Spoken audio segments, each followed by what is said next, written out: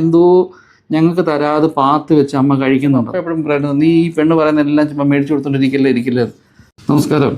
നമ്മുടെ ഈ പല വീടുകളിലും ചെറുപ്പക്കാരായ വ്യക്തികൾ, അതായത് ചെറിയ കുട്ടികളായാലും അല്ലെങ്കിൽ കൗമാരക്കാരായ കുട്ടികളായാലും യാതൊരുമായ രീതിയിലും പൈസയുടെ ഒരു മൂല്യം അറിയാതെ ജീവിക്കുന്ന ഒരുപാട് കുട്ടികളുണ്ട്.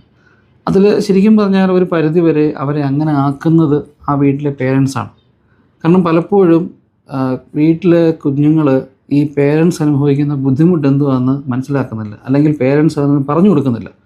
ഞാൻ അനുഭവിച്ച ബുദ്ധിമുട്ട് എൻ്റെ കുഞ്ഞുങ്ങൾ അനുഭവിക്കേണ്ടരുത് എന്ന് കരുതിയിട്ട് അവരോട് ഇവരുടെ ബുദ്ധിമുട്ടുകളൊക്കെ ഇവർ മറച്ചു വെക്കും. ഞാൻ ഈ കഴിഞ്ഞ ഒരു ദിവസം ഞാനൊരു വീഡിയോ കണ്ടു. ആ വീഡിയോയിൽ കണ്ടതെന്ന് വെച്ചാൽ അപ്പനും അയാളുടെ കൂടെ ഒരു 3 മക്കളോട് നിൽക്കുകയാണ്. അപ്പോൾ അങ്ങനെ നിൽക്കുമ്പോൾ അമ്മ ഇങ്ങനെ പറയുകയാണ്, 8ാം ക്ലാസ്സിൽ പിന്നെ മൊബൈൽ ഫോൺ ഉണ്ടെങ്കിൽ നിങ്ങൾ ഒരു സ്റ്റെപ്പ് മുന്നോട്ട് പോകാൻ. അപ്പോൾ അപ്പനോട് നിൽക്കുകയാണ്, മക്കൾ ഒരു സ്റ്റെപ്പ് മുന്നോട്ട് വരികയാണ്. 8ാം ക്ലാസ്സിൽ 2 ജോഡി ഷൂ ഉണ്ടെങ്കിൽ, 8ാം ക്ലാസ്സിൽ പഠിക്കുമ്പോൾ 8 വയസ്സുള്ളപ്പോൾ നിങ്ങൾക്ക് 2 ജോഡി ഷൂ ഉണ്ടെങ്കിൽ ആ ആൾക്കാർ മുന്നോട്ട് പോകാം.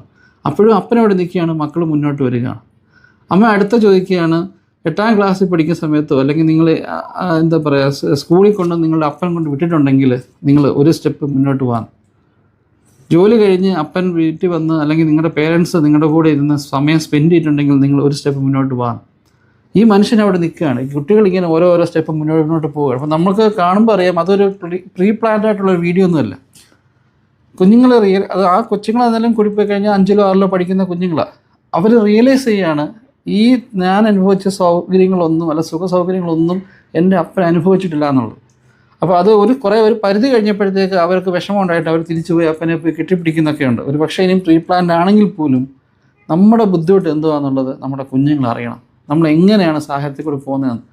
എൻ്റെ മകൾ ഇപ്പം 5ലാണ് പഠിക്കുന്നത്. ഒരു സമയം വരെയും അവിടെ ചിന്ത എന്തെന്ന് വെച്ച് കഴിഞ്ഞാൽ ഞാൻ കൊണ്ടുവന്ന് ATM കാർഡ് കൊണ്ടുവന്ന് മെഷീനിൽ ഇട്ട് കഴിഞ്ഞാൽ പൈസ കിട്ടും, അത് എപ്പോൾ ഇട്ടാലും പൈസ കിട്ടും എന്നുള്ള ധാരണയായിരുന്നു. അപ്പോൾ എന്തെങ്കിലുമൊക്കെ വേണമെന്ന് പറയുമ്പോൾ ഞാൻ പറയും മോളെ പൈസ ഇല്ല എന്ന് പറയുമ്പോൾ അവൾ പറയും അപ്പോൾ അങ്ങോട്ട് ATM കൊണ്ട് എടുത്താൽ പോരെ. അപ്പോൾ പൈസ ഇല്ല എന്ന് പറഞ്ഞു കഴിയുമ്പം കുഞ്ഞിൻ്റെ മനസ്സിൽ വരുന്നത് എൻ്റെ പേഴ്സിനകത്ത് കറൻസി ആയിട്ടില്ല, അത് ATM ചെന്ന് ATM കാർഡ് ഇട്ടാൽ പൈസ കിട്ടത്തില്ല എന്ന് നമ്മൾ ചോദിക്കുന്നു.